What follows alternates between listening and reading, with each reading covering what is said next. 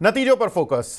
क्या है नतीजे और कैसे रहे नतीजे? कल वैसे तो बजट इतना बड़ा इवेंट था कि जिसकी चलते लोगों ने नतीजे ज़्यादा फोकस ही नहीं कर पाए, लेकिन अब चूंकि नतीजों पर ही स्ट्रीट एक्सपेक्ट करेगा कि क्या कुछ अब इन शेयरों पर रिएक्ट करना चाहिए। बजाज फाइनेंस कर भी रहा है। इनफैक्ट एनआईआईज कंपनी के 25% बढ़ते हुए दिखाई दिए, प्रॉफिट 14% बढ़ता हुआ दिखाई दिया, इन लाइन विद एस्टिमेट से। लेकिन कहीं ना कहीं नेट इंटरेस्ट मार्जिन, जो कि हम बात भी कर रहे हैं कि थोड़ा सा प्रेशर चल रहा है और उसका इम्पैक्ट शेयर पर आता हुआ दिखाई दिया। 2 से 2.5% नीचे है आज के काउंटर।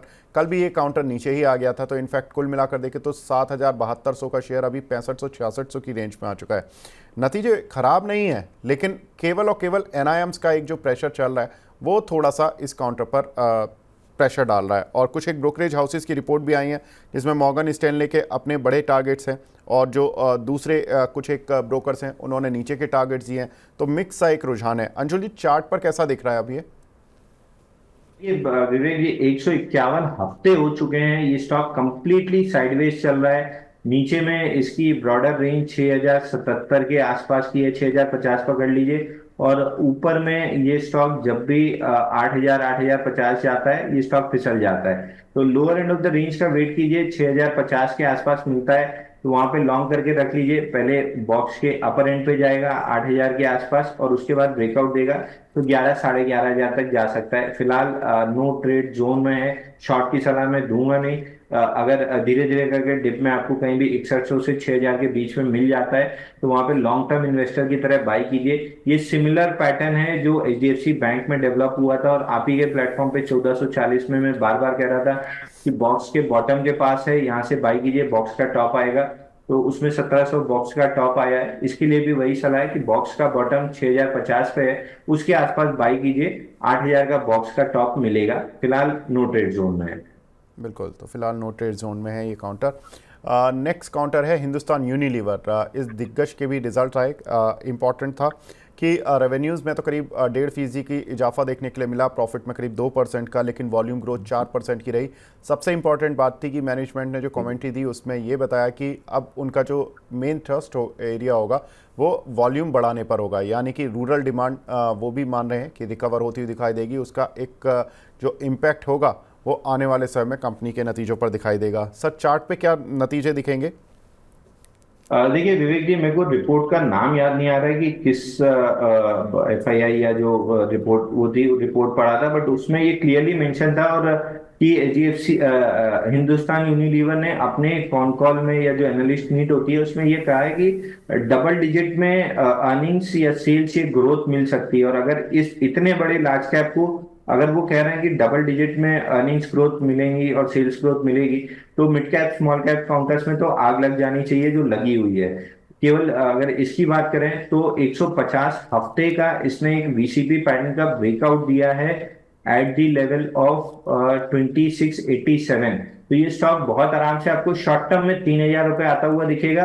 और अगर आप लॉन्ग टर्म इन्वेस्टर हैं, आप समय की सीमा नहीं बांधते हैं, तो ये स्टॉक यहाँ से 4000 तक रुपए जाते हुए दिख रहा है। क्योंकि जो पूरा पैटर्न बना है 150 हफ्तों का, उसका टारगेट 3900 से 4000 का निकल रहा है। बट शॉर्ट टर्म ट्रेडर है तो 2990 3000 के पास प्रॉफिट बुकिंग कर लेनी चाहिए। बट आई वुड सजेस्ट जो लॉन्ग टर्म इन्वेस्टर्स होते हैं जिनके पास पेशेंस होता है, मेरे पास बिल्कुल नहीं होता है, उनके लिए 3900 तक से 4000 तक का टारगेट निकल के आ रहा है। बिल्कुल, ये बहुत अच्छी बात है कि सर ने बता दिया कि मेरे पास पेशेंस नहीं होता। तो टारगेट 4,000 का है, लेकिन ये उन लोगों के लिए जिनके पास पेशेंस है। Very interesting. यूनाइटेड स्पिरिट्स, इसके भी नतीजे आए कल और मार्केट बंद होने के बाद, और रेवेन्यूज़ में करीब 7.5% का जंप था। प्रॉफिट में करीब 2% का उछाल देखने के लिए मिला, करीब 485 करोड़ रुपए का प्रॉफिट रहा। लेकिन क्यू ऑन क्यू काफ़ी अच्छे नतीजे कहे जा सकते हैं इन टर्म्स ऑफ प्रॉफिटेबिलिटी। कैसे देख रहे हैं सर ऑन चार्ट्स? और देखिए विवेक जी, स्टैंडर्ड डिस्क्लेमर दूंगा। 1302 रुपये में हमने अपने क्लाइंट्स को बाय रिकमेंड किया था विद द व्यू की 1400 रुपये तक ये स्टॉक जाएगा। हम उनको प्रॉफिट बुकिंग की सलाह दे रहे हैं क्योंकि शॉर्ट टर्म में थोड़ा सा एक्सटेंडेड दिख रहा है। ये पुल बैक लेके 1370 के आसपास आ जाए या 4-5 दिन साइडवेज 6 दिन साइडवेज कंसोलिडेट कर ले तो हमारे लिए फिर ये बाइंग पैटर्न बन जाएगा और ब्रेकआउट पे हम बाय रिकमेंड करेंगे। लेकिन आज ही मैंने जो 1302 पे बाय करवाया था उसका आज ही प्रॉफिट बुकिंग की सलाह दी है। तो फ्रेश बाइंग तो सजेस्टेड नहीं है। पुल बैक्स पे जरूर ये फ्रेश बाइंग बनेगा क्योंकि ओवरऑल जो स्ट्रक्चर का ब्रेकआउट है वीकली चार्ट पे वो 1700 1750 की तरफ इशारा कर रहा है, तो हर डेली चार्ट पे हर कंसोलिडेशन को ब्रेकआउट को बाई करना चाहिए। बिल्कुल। पराग मिल्क इसके नतीजे भी अच्छे आते हुए दिखाई दिए। सारी ही जितनी भी डेयरी कंपनियां भी, टेटसन, डडला, इन सभी के रिजल्ट अच्छे देखने के लिए मिल रहे हैं। रेवेन्यूज़ में पराग मिल्क के केवल 1% का जम था, लेकिन प्रॉफिटेबिलिटी क्या शानदार बढ़ी है, 29%, 21 से बढ़कर 27 करोड़ का प्रॉफिट। और क्यू एन क्यू बेसिस पर तो टर्न अराउंड क्वार्टर ये देखने के लिए मिला है। सर कैसे देख रहे हैं पराग मिल्क? हालांकि रिएक्शन उतना शार्प नहीं, इनिशियल रिएक्शन ठीक था, लेकिन अभी रिएक्शन के नाम पर कुछ नहीं है। देखिए, उसकी वजह यह है कि पराग मिल्क में एक बाइंग क्लाइमैक्स हुआ था 12 फरवरी को। उसके बाद से stock slow grinding down move में प्रॉफिट बुकिंग, और इस चक्कर में ये स्टॉक नीचे की तरफ आ रहा है। तो इसमें ये दिक्कत है कि ये थोड़ा सा अंडर परफॉर्मिंग स्टॉक था, इसलिए बहुत अच्छा रिएक्शन नहीं आया है। इसी सेक्टर में अगर आप दूसरे स्टॉक देखें, उमंग डेयरी और डोडला डेयरी, तो उनमें काफी अच्छे ब्रेकआउट्स हैं, स्ट्रेंथ है, चार्ट में भी स्ट्रेंथ है और पैटर्न में भी ब्रेकआउट में स्ट्रेंथ है, वॉल्यूम्स भी हैं। वो दो स्टॉक्स हमको ज्यादा अच्छे लग रहे हैं। और स्टैंडर्ड डिस्क्लेमर दे दूं कि उमंग डेयरी 117 रुपए से हमने अपने क्लाइंट्स को बाई रिकमेंड किया था, टारगेट्स हमारे हो गए हैं, बट अभी भी नेक्स्ट कंसोलिडेशन में हम फ्रेश बाई देंगे। तो इस सेक्टर में टॉप पिक हमारा उमंग डेयरी है, सेकंड बेस्ट पिक हमको डोडला डेयरी लग रहा है। पराग मिल्क फिलहाल हम अवॉइड करके चल रहे हैं जब तक ये against the market alpha generate करना स्टार्ट नहीं करता। रिलेटिव स्ट्रेंथ आएगी तो जरूर हमारे इंटरेस्ट में स्टॉक आएगा। बिल्कुल। यहाँ पर काफ़ी कुछ सवाल मिल रहे हैं। कृष्णकांत जी अब भी एमएमटीसी के बारे में पूछ रहे हैं। सर एमएमटीसी पर तो सवाल ले लिया आप, देखिए हमारा वीडियो इसमें पीछे जाकर थोड़ा सा तो आपको मिल जाएगा। एमएमटीसी पर हमने बात कर ली है। एक दर्शक हैं इंजीनियर्स इंडिया पर पूछ रहे हैं सर अपना सवाल, कुछ बता दीजिए क्या लग रहा है ऑन चार्ट? और देखिए, इंजीनियर्स इंडिया का स्टॉक हमारी एक्टिव कवरेज में है, क्योंकि ये एक रेंज बनाया हुआ था जहां से ब्रेकआउट दिया था। इसकी रेंज बनी हुई है 270 280, ऊपर में रेजिस्टेंस बैंड है, नीचे में 192 के अराउंड सपोर्ट बैंड है। तो ये स्टॉक अगर अब यहाँ से 280 282 के ऊपर सस्टेन कर लेता है, तो हम अपने क्लाइंट्स को बाय रिकमेंड करना स्टार्ट करेंगे। ऊपर में 390 तक का टारगेट मिलेगा। फिलहाल के लिए प्रीएम्प्टिव बाई नहीं करना है, क्योंकि दो बार ब्रेकआउट अटेम्प्ट फेल हुए हैं। थर्ड अटेम्प्ट में अगर ब्रेकआउट मिलता है 280 82 के ऊपर, तो ये एकदम रॉकेट की तरह 390 जाएगा, क्योंकि हर तरीके के वीक लाउंज शेकआउट हो चुके रहेंगे। लेकिन अगर ये फेलियर कंटिन्यू होता है तो फिर ये स्टॉक 190 तक आएगा। तो फिलहाल नो ट्रेड जोन में 282 का अलर्ट लगाइए, उसके ऊपर निकलता है तो फिर बिल्कुल बाई कीजिएगा, 390 तक के टारगेट मिलेंगे। जी।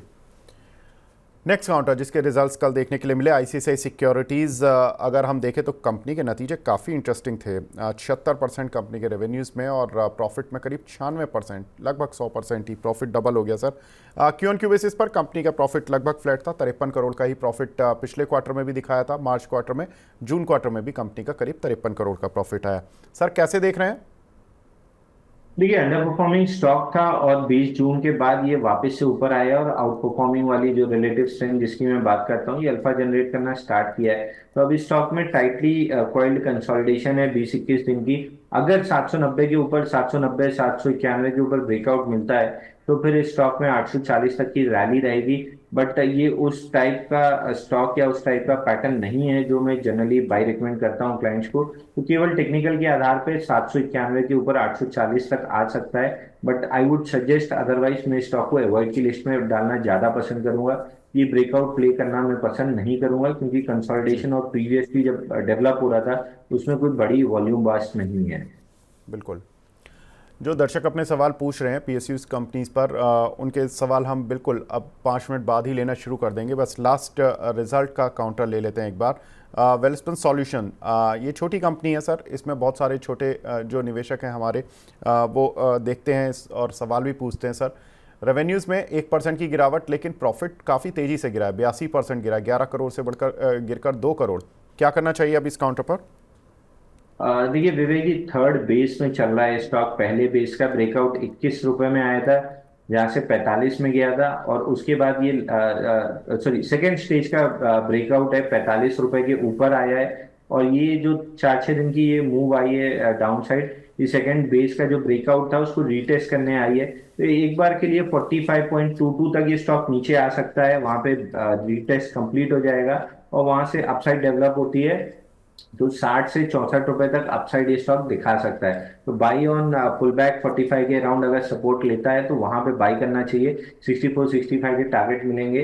बट आई वुड सजेस्ट कि जब 45 44 की जोन में ये आए तो एक बार किसी एक्सपर्ट से कंफर्म कर लीजिएगा कि रिवर्सल आ रहा है तो ही बाई कीजिएगा। तो एक बार उस जोन में जरूर कंफर्म करके फिर ही बाई कीजिएगा। एकदम आते ही से बाई मत कर लीजिएगा।